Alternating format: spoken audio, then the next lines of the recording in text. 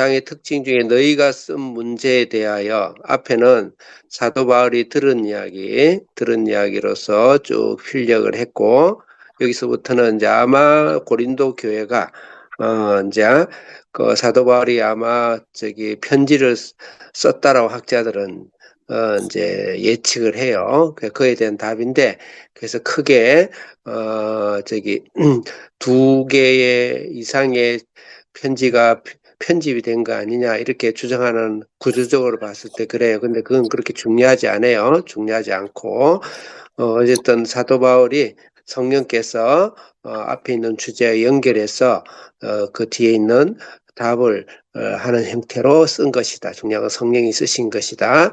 그래서 어저께 녹음이 안 됐는데 다시 한번 고린도전서 1장부터 한번 쭉 리뷰를 하고 오늘 결혼에 대한 이야기를 좀 정리를 하도록 하겠습니다. 고린도전서 1장에서는 가장 중요한 것이 세상의 지혜에 대한, 하나님의 지혜로 살아라라는 것이 고린도전서 전체에 흐르는 문맥이다. 그런 관점에서, 그런 프리즘으로 전체 장을 읽어야 한다. 그럼 오늘 결혼관에 대해서도 마찬가지겠죠.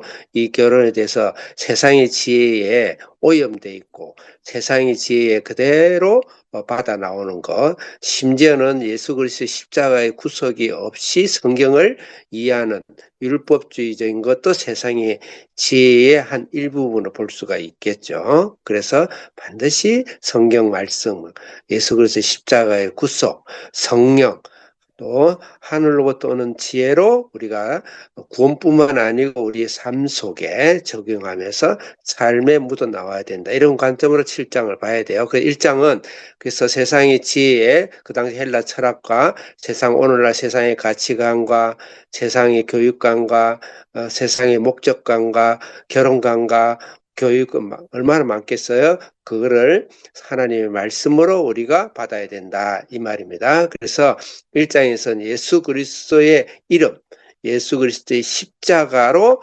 우리는 이 땅에서 우리의 신앙을 살아야 되겠다. 그렇지 않을 때 분쟁이 일어난다. 그래서 1장부터 4장까지는 분쟁이에요. 그것으로 결과가. 2장에서는 하나님, 세상의 지혜가 아닌 하나님의 지혜로서 성령을 이야기하고 있습니다. 성령의 능력으로. 그래서 특히 세 종류의 사람을 이야기하죠. 세상에 속에 있는 그대로 세상 사람, 육에 속한 사람.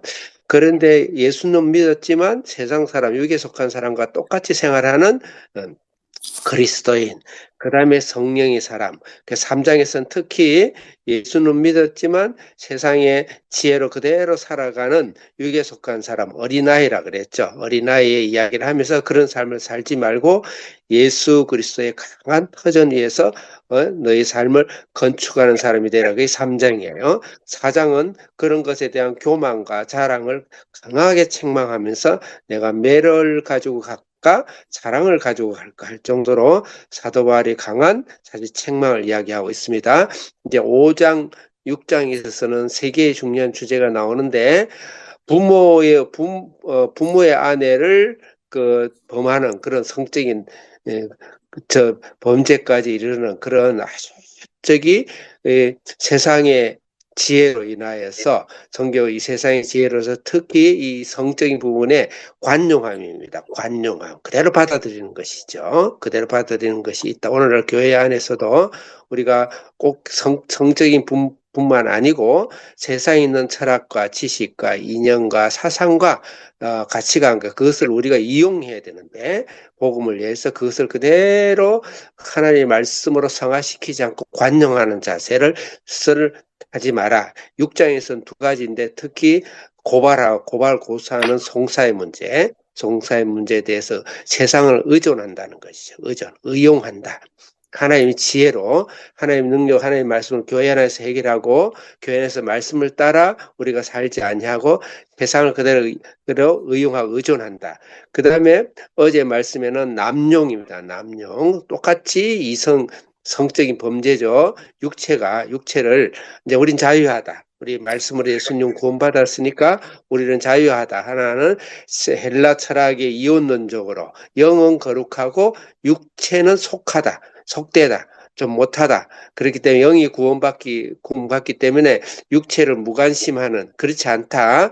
하나님은 예수님은 몸은 예수님의 지체라 그랬다. 몸이 예수님의 몸이라 그랬고 우리의 몸은 성전의 전이라 그랬다. 그래서 우리는 영도 중요하고 이 땅의 육체와 이 땅의 삶에 있어서 육체를 딛고 땅을 딛고 사는 이 세상의 시간, 나의 재능, 나의 삶, 내 육체, 나의 모든 나의 결혼, 자녀 모든 게 다 거룩하다. 그래서 세상 내 마음대로 막 살지 말아라. 그 말입니다. 오늘은 그것을 적용하는 부분에서 결혼에 대한 것을 우리가 적용하고 있습니다. 5절 읽겠습니다. 5절 크게 시작.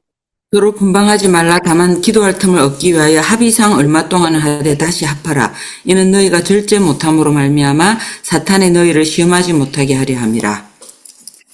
분방하지 말라는 것은 그 부부가 각각 결혼해서 각각 방을 따로 쓴다든지 그렇게 하지 말아라 이 말입니다. 그 다음에 헤어진다든지 뭐 기러기 아빠 엄마가 된다든지 주말 부부가 된다든지 굉장히 심각한 것이죠. 그래서 무조건 우리가 세상의 필요에 의해서 하지 말아라. 1절 2절 읽겠습니다. 2절 그 이유가 어디서 나오는지 2절 읽겠습니다. 시작. 음행을 피하기 위하여 남자마다 자기 아내를 두고 여자마다 자기 남편을 두라. 예. 그래서 결혼을 하고 나서 결혼의 목적은 일단 창조의 질서입니다. 번성하고 충만하고 정복하라 그랬죠. 그래서 그건 사탄의 전략이에요. 결혼을 해서 아기를 못 낳게 하는 건 사탄의 전략입니다. 그 다음에 결혼은 예수님과 교회의 상징입니다. 상징의 예표죠. 상징 이야기, 예표. 그래서 예수님과 교회가 하나 되고 거룩함처럼 결혼은 이 지상에서 가장 거룩한 것이고, 그 다음에 하나님과 예수님과 우리가 친하게 되듯이 부부간에는 예수님과 교회가 친밀한 것은 친밀해야 되고 거룩해야 돼요. 그래서 결혼을 부정한 게 아니에요. 사도 바울이 거기에 대해서 그런 결혼에 대해서 이 헬라 철학이 그 다음에 당대의 세상의 철학이 들어온 거예요. 들어와서 마치 거룩함을 위해서는 가정의 생활, 부부의 서로의 의무 같은 거, 또 서로 부부로서 육체적으로, 영적으로, 정신적으로 서로 간에 의무가 있잖아요. 당연히 해야 될 것을 마치 하급 취급하는 그런 일 하지 말라. 그래서 반드시 기도하는 것 외에는 부부가 갈라서면 안 된다. 그런 것들을 우리가 반드시 명심해야 된다. 그 다음에 8절 읽겠습니다. 8절 크게 읽겠습니다. 시작. 8절 내가 결혼하지 아니한 자들과 과부들에게 이르노니 나와 같이 그냥 지내는 것이 좋으니라. 9절 시작. 만일 절제할 수 없거든 결혼하라. 정욕이 불같이 타는 것보다 결혼하는 것이 나으니라. 이혼이 돼 있으면 썩 다시 짝을 찾으려고 물론 필요할 때는 또 재혼해요. 재혼을 부정한 게 아니에요. 우리의 모든 인생의 삶은 영원한 천국의 삶을 향하여 잠깐 만나는 죽음도 없고 결혼도 없고 하나님 앞에서 하나님 영원한 천국을 소망하는 그 소망에 우리가 중점을 두고 우선순위가 되어야지 그것이 없는 하나님 지혜가 없는 이 세상의 가치관이 남들도 그래 하더라 저도 그래 하더라 그런데 따르지 말라 이 말입니다. 그래서 결혼을 하지 아니한 자는 여기서 결혼하지 아니한 자라는 것은 사실은 이제 미혼일 수도 있고 사별일 수도 있고 이혼한 상태일 수도 있어요. 어쨌든 그대로 지내는 게 좋다. 이 말은 그 자리를 하나님의 귀한 가치관 이상으로 이 세상의 유행이라든지 세상의 트렌드에 따라가지 말라 이 말입니다. 요새는 결혼을 그 다음에 이제 10절 읽겠습니다. 시작. 결혼한 자들에게 내가 명하노니 명하는 자는 내가 아니요 주시라. 여자는 남편에게서 갈라서지 말고. 여기서는 이제 이혼하지 말라 이 말입니다. 당연하죠. 이혼하지 말라. 그 다음에 12절 읽겠습니다. 시작. 12절 그 나머지 사람들에게 내가 말하노니 이는 주의 명령이 아니라 만일 어떤 형제에게 믿지 아니한 아내가 있어 남편과 함께 살기를 좋아하거든 그를 버리지 말며. 다시 말해서 결혼을 했는데 나중에 예수를 믿고 보니까 이게 결혼을 안 믿는 사람이 남편이 아내가 안 따라오는 거예요. 안 따라오는데 안 믿는 사람이 안 믿는 저쪽 편이 나는 당신이 예수님 믿으니까 당신은 못 살겠다. 못 살겠다 그렇게 할 수도 있겠죠. 그래서 그 갈라서지 말 쫓아내지도 말고 또 안 믿는다 안 따라온다고 이혼하고 쫓아내지도 말고 쫓김을 받지도 말아라 이 말입니다. 예, 그러면은 15절 읽겠습니다. 시작. 오직, 아니다, 15절. 15절 어디, 예, 15절. 15절. 혹 믿지 혹 아니하는 믿지 자가 아니하는 자가 갈리거든 갈리게 하라. 형제 자매나 이런 일이 구애될 것이 없느니라. 그러나 하나님 화평 중에 너희를 부르셨다. 그래서 나는 너는 예수 믿으니까 난 너하고 못 살겠다. 이혼을 해서 억지로 이혼한다 그러면 막지 말라 이 말입니다. 막지 말라 그 말이에요. 그래서 무조건 이혼은 죽어도 안 된다. 그게 아니고 우리가 주님 모든 것은 주님의 영광을 위해서 우리 결혼도 생각해야 된다. 그런 의미입니다. 17절 읽겠습니다. 시작. 오직 주께서 각 사람에게 나눠주신 대로 하나님이 각 사람을 부르신 그대로 행하라. 내가 모든 교회에서 이와 같이 명하노라. 네, 그다음 18절은 할례와 무할례 이야기 나옵니다. 24절 읽겠습니다. 시작. 너희는 각각 형제들아 너희는 각각 부르심을 받은 그대로 하나님과 함께 거하라. 네, 그래서 부르심을 받은 그대로 하나님께 거하라. 이 부르심을 받은 자, 부르심을 받다는 거 5번을 언급합니다. 17절 이하로. 이게 오늘 7장의 전체 주제입니다. 부르심을 받은 대로 해라. 이 말이 뭘까요? 결혼도 있는 처소에 있는 데서 예수 믿었다고 억지로 해석하고 억지로 하지 말아라.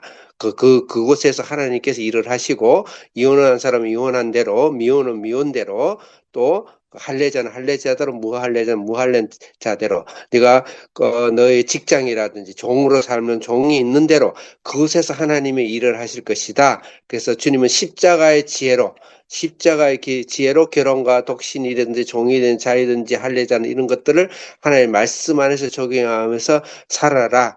그 말입니다. 그래서 항상 예수 그리스도 십자가 지혜로 이 세상을 살아라. 그런 관점에서 사도 바울이 풀어준 것입니다. 오늘 시간이 많아서 없어서 내일 다시 정리하도록 하겠습니다. 기도하겠습니다. 살아계신 하나님 아버지, 결혼을 하든지 또 혼자 살게 돼 있든지 이 땅에서 할례를 받았든지 내 신분이 좋든지 신분이 좋지 않든지 오직 하나님 영광을 위하여 이 세상의 지혜가 아니라 하나님 주신 지혜로 현실을 나를 인정하고 나의 결혼관에 대해서 나의 자녀관에 대해서 주신 남편과 주신 아내와 또 내 주신 귀한 사명을 하나의 은혜로 생각하면서 영원한 천국의 삶을 향하여서 살아가는 저희들 되게 해 주옵소서. 예수님의 이름으로 기도합니다. 아멘. 아멘.